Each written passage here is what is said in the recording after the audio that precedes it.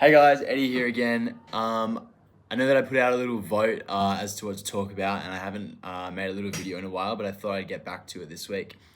As per some of the requests, I'm going to start with offensive fouls, and then we can move into some of the other stuff, hopefully in the next coming weeks. And we've got a break coming up with school holidays and whatnot, so I'll have a bit more time on my hands to hopefully get some videos out.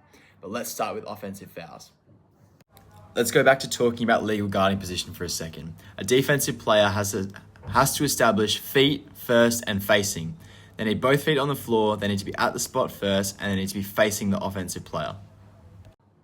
In 95% of cases, to have an offensive foul, we need the defense to be legal first. So when we talk about feet first and facing, the defensive player must have established and continue to maintain legal guarding position in front of the ball carrier. Let's have a look at some of these. I've taken these clips from the FIBA World Cup a few years ago. What I want us to look for here is the defender establishing their position on the court. So here we see Luka Doncic, 2 feet on the floor at the spot first and facing the offensive player. The offensive player then moves through his cylinder. Same here against Australia. We've got Josh Green here, moves into the spot on the floor, 2 feet at the spot first, facing the offensive player, and the offensive player moves through his cylinder, initiating the contact. So again, in 9 times out of 10, we're looking for a stationary offensive player or someone that's gotten to the spot first. It's really easy in these clips to see as the defensive player basically just stops and lets the offensive player run into them. This won't always be the case, but what we're looking for again, feet first and facing, and does the offensive player move through the defensive player's cylinder? Here we look again, player in white, 2 feet at the spot first, facing, absorbs contact from the offensive player. But there's a few other things we need to talk about as well. So in all those clips that we just watched, we're looking for a charging foul. Defensive player legal, offensive player moving forwards and charges through the defensive player's cylinder as they were stationary. This won't always be the case for an offensive foul. There are a few other things that we need to consider. So in the case of a moving defensive player, we can still have a charge as long as you maintain legal guarding position. Let's see what the rulebook says about this. Here's what the rulebook says about the defensive player. Once the defensive player has established an initial legal guarding position as feet first and facing, that player may move or guard the opponent, but may not extend arms, shoulders, hips, or legs to prevent the dribbler from passing by. So that would be looking for a blocking foul. When we're judging a block or charge situation, the defender must establish an initial legal guarding position by feet first and facing, as we've spoken about already. The defensive player may remain stationary, jump straight up and down, move side to side or backwards in order to maintain the initial legal guarding position.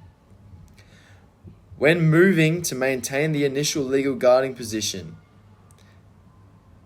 we need one or both feet off the court for just an instant, as long as the movement is lateral or backwards. This counts as maintaining legal guarding position. It cannot be toward the player with the ball. This would be a pushing foul. Contact must occur on the torso, in which case the defensive player would be considered to have been in the spot first. So we've got feet first and facing. Having established legal guarding position, the defensive player is allowed to turn within their cylinder to avoid injury. I know there's a lot to take in there, but let's have a think about this, right? If you're playing defense on the ball carrier and you do a great job of sliding your feet, you stay in front, and the offensive player simply runs straight through you, you wouldn't want to be penalized. In fact, it's probably the offensive player's fault. So that's when we need a charge. As long as the defensive player has slid their feet side to side or backwards to stay in front of the offensive player, and the contact occurs down the middle, being that they got at the spot first, that's what we're looking for here. I'll try and pull out some clips and we'll see what we can find. Here we've got one from the NBA. We've got Kyle Lowry as the ball carrier in transition. And here we can see he's driving towards the basket, and number 19, Raul Neto, slides his feet, even though he's still moving, and takes the contact down his chest. So this is a good example of maintaining legal guarding position and then the offensive player displacing the space on the floor, which means we've got an offensive foul here.